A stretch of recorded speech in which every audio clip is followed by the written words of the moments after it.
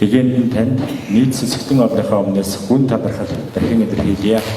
Сайсан гэрэл болтугай. Сүүлийн ихэнх сарын 14-ний бэлэг цааны төлөвлөлийг таахад төвшүүлээ. За тэгээд өнөөдөр бид энд одоо яагаад цугларсан бэ гэхээр энд бол гомб махгалын даган сойрхол гэдэг энэ номыг тавихын тулд, энэ номыг сонсохын тулд бид бүгдээрээ цугларсан байна. Тэгэхээр энийг одоо Бурхны шашинтан хүмүүсийн чухалчлан үздэг сахиусыг одоо даган сойрхлыг сонсохын тулд ирсэн байгаа учраас энд одоо Бурхны шашны талаар одоо түүний одоо сахигч гомб махгал сахиусны талаар товчхон ярив. Тэр ер нь бол одоо Бурхны шашинтан одоо бидний хувьд бол одоо хэнийг Бурхны шашинтан гэж хэлэх вэ? Юуг Бурхны шашин гэд нэрлэх вэ гэдэг ингээд асуух юм бол төвдөр бол одоо Дэважи юм мэж шингэваа хонсон цогөрчд арингисэмний янсууд Дэни санжа дамба юм гэсэн энүүгээр тайлбарладаг. Тэгэхээр тэр нь юу гэж байгаа юм бэ гэх юм бол Бурхны шашинтан байхын тулд, Бурхны шашин байхын тулд хамгийн ихэнд бусдад хорлолгүй байх хэрэгтэй гэдэг. Ямар ч байсан одоо бусдад хорлолгүй одоо хорлол үйлдэлгүй байх хэрэгтэй. Хоёр дахь нь гэх юм бол аль чадгаар бусдад тустай байх. Хичээдэг, тэр нь суралцдаг байхыг хэлдэг. Гурав дахь нь гэвэл өөрийнхөө сэтгэлийг ажиглан шинжээд тэрэнд одоо бусдад хорлолтой муу сэтгэл байх юм бол тэрнийг засдаг. Энэ гуравд хичээдэг, шамддаг байснаар л өөрийгөө одоо Бурхны шашинтан гэж одоо хэлж болох юм аа. Тэгэхээр яг саяны энэ уншийн одоо номны одоо утгачлсан орчуулга нь бол ийм байдаг.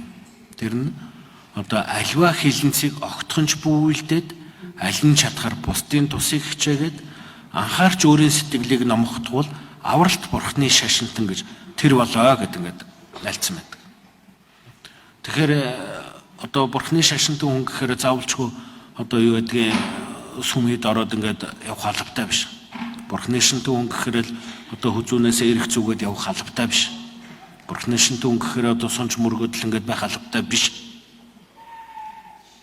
Тэгвэл Бурхны шашинтан хүн ямар албатай байх юм гэхээр бусдад хорлолгүй байх албатай. Тэнд ямарч байсан одоо юухан төдийгөрч бусдад хорлолгүй байж сурахдаг. Тэрэнд одоо сурахад хичээдэг, шамддаг байх албатай байх. Хоёр дахь гэвэл аль чадах хэлбэрээр бусдад тустай байх. Энэ суралцдаг, энэнд хичээдэг байх албатай байх.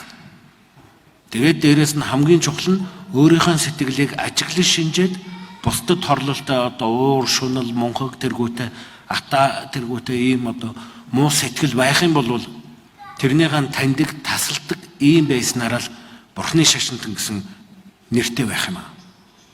Тэрнээс биш одоо зүгээр хичнээн эрх бариад эргүүлээд одоо мань тэрний өмшдөг байлаа гэд бусдад хорлолтой сэтгэлтэй, бусдад хорлолтой явдалтай байх юм бол тэрнийг бол Бурхны шашинтан гэж нэрлэхгүй.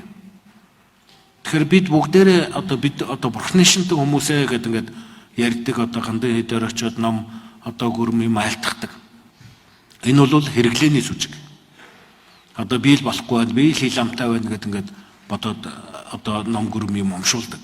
Тэгсэн хэрнээсээ бид өөрсдөө бусдад хорлолтой үйлийг үлдээд байдаг.